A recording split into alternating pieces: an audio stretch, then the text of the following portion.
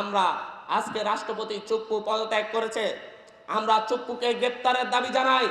চুপ্পু যাতে কোনো মতে হাসিনার মতো সেফ এক্সিট নিয়ে পালিয়ে যেতে না পারে তার নিশ্চয়তা চাই। বিএনপি শেখ হাসিনার সেই ফ্যাসিবাদী শাসন থেকে এই জাতিকে মুক্তি দিতে পারে নাই।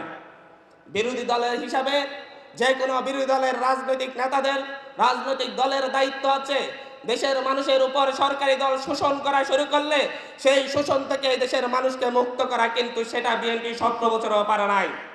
যখন ছাত্র জনতার অভ্যুত্থানের মধ্য দিয়ে সেই শোষণ ফ্যাসিবাদী অপশাসন থেকে দেশের মানুষ মুক্তি পেল, তখন বের হয়ে বিএনপির শীর্ষ নেতারা রুহুল কবির রিজভী, সালাউদ্দিন আহমেদ, মির্জা ফখরুল ইসলাম আলমগীর সহ সকলেই বলেছেন আমরা ছাত্র জনতার কাছে কৃতজ্ঞ, যাদের নেতৃত্বে এই গণ অভ্যুত্থান সংগঠিত হয়েছে আমরা কৃতজ্ঞ, সারা জীবন মনে রাখবো। আমার মনে হয় জীবনটা শেষ হয়ে গিয়েছে, এখন আর তা মনে নাই। শাহাবুদ্দিন চুপ্পুকে টিকিয়ে রাখার জন্য যে নোংরা খেলায় তারা মেতেছিল, সেই নোংরা খেলায় এই জাতি প্রত্যক্ষ করেছে শুধুমাত্র তাদের নিজেদের দলীয় রাজনৈতিক সুবিধার্থে।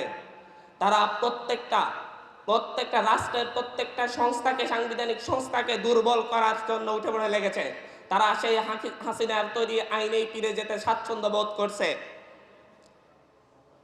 আমরা আজকে রাষ্ট্রপতি চুপ্পু পদত্যাগ করেছে, আমরা চুপ্পুকে গ্রেপ্তারের দাবি জানাই। চুপ্পু যাতে কোনো মতে হাসিনার মতো সেফ এক্সিট নিয়ে পালিয়ে যেতে না পারে তার নিশ্চয়তা চাই। যদি বিএনপি সরকার যদি তা করতে ব্যর্থ হয়, তাদের মনে রাখা উচিত জুলাই একবার আসে না, জুলাই বারবার ঘুরে আসে, এবং প্রত্যেকবারই যখন ঘুরে আসবে বাংলাদেশ থেকে শ্রীলঙ্কা থেকে বাংলাদেশে এসেছে, বাংলাদেশ থেকে নেপালে গিয়েছে জুলাই, সেই জুলাই ঘুরে ভারতে এসেছে, আবার ঘুরে ফিরে আবার বাংলাদেশ, শ্রীলঙ্কা, নেপাল, পাকিস্তান সব দেশে জুলাই ঘুরে ফিরে আবারও আসবে, আবারও আসবে, আবারও আসবে।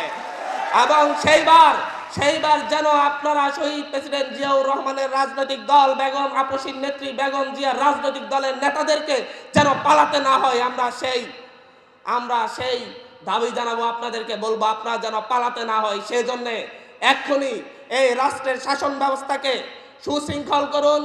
রাষ্ট্রকে পুনর্গঠনের ক্ষেত্রে জাতীয় ঐক্যমত সৃষ্টি করে জাতীয় একতা ধরে রেখে জুলাই গণঅভ্যুত্থানের পক্ষে, জুলাই সংস্কারের পক্ষে এবং নতুন সাংবিধানিক সংস্কার পরিষদ গঠনের পক্ষে এই দেশের 70% মানুষ যেই ভোট দিয়েছে সেই ভোটকে কার্যকর করুন।